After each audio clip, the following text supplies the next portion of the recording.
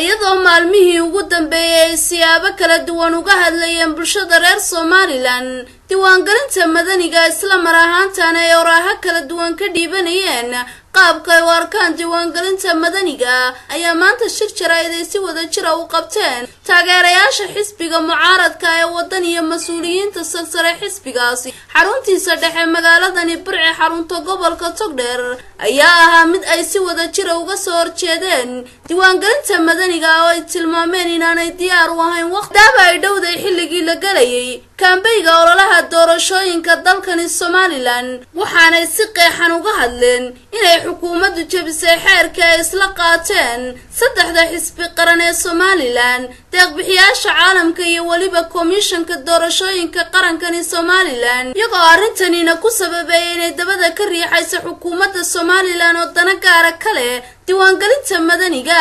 ugu horeyntiiba waxaa shirkani jaraa'id ka hadlay gudoomiyaha xisbiga mucaaradka ee wadani xaruntiisa gobolkani Togdheer Xuseen Kaahin Xayd waxaanu ku dheeraaday inay qaadaceen diiwaangelinta madaniga isla mar ahaantaana aanay marnaba aqbali doonin ka xisbihan qaadanna doonin go'aankan ay xukuumaddu ka soo saartay diiwaangelinta madaniga ay ku dabaqayso doorashooyinka asagoo ka hadlaya arrimahaasi waxa uu yidhi sida tan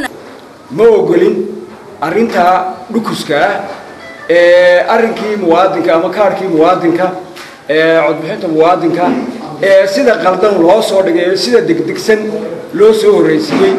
iyadoo wax lagaga heshiiyay oo ay kaga heshiiyeen xisbiyada qaranka kuwa mucaaradka iyo muxaafidka iyo deeq-bixiyayaasha ama nimanka doonariska ajaanibka iyo komishanka qaranku waxbay ku heshiiyeen wixii lagu heshiiyeyna waxaa jabisay oo si qaldan iminka wuxuu wada iyadoo dana gaar ah kale xukuumadda waxaan leenahay rayiga ay soo jeediyeen ama weerarda ay soo jeediyeen ee ay ku qaadaceen ayaan anaguna ka gobol ahaan taageerayaasheeda madax iyo mujaba ku qaadac ayaguna shirkani jaraa'id ka hadlay qaar ka mid ah mas'uuliyiinta xisbiga mucaaradka ee wadan iyo gobolkani Togdheer iyo waliba cudud taageero ay ku leeyihiin gobolkani Togdheer waxaanay dhammaanba sheegeen inay garab taagan yihiin mas'uuliyiinta sarsare xisbiga mucaaradka ee wadani lagu dabrayo ama waqtiga lagu cuno qabataynayo ama waqtiga laga ridayo ummadda ama laga ciyaarayo aqliga waa xaraam calayk taasoo ay wadaan xukuumad madaxweyne waa ka saxay waliisa wasiiradu sidii laba xisbi mucaarad ay ugu hadleen ayaanu haddaan waxgaradka Burco iyo guddida gobolka iyo taageerayaasha iyo haweenka iyo dhalinyarada intaba haddaan nahay waanu labada xisbi ee mucaaradka ayaan ku raacsanahay waxaanu nahay oo aanu doonaynaa wax sharciya sifa sharciya sifii sharciga ahaa ee jiray ayaanu ka hadlaynaa doonay kaarka muwaadinka haddaan xeeli ku jirin oo aanu xisbiga qaranku aanu dan ka lahayn muxuu u soo hormariyay kii doorashada ee sharciga ahaa muxuu sharcigii u jabiyay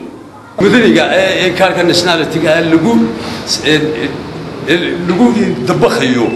ee dibadda marin habaabinta ee dibadda hadhowna markii intaa uu socdo 6 bilood markuu socdo intaana uu socdo dibadda hadhowna la oranayo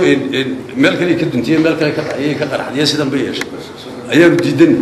marka waxa weeye saasaan anagu isaga fogeynay taana xisbi mucaaradku Barwaaqo Aadan Maxamed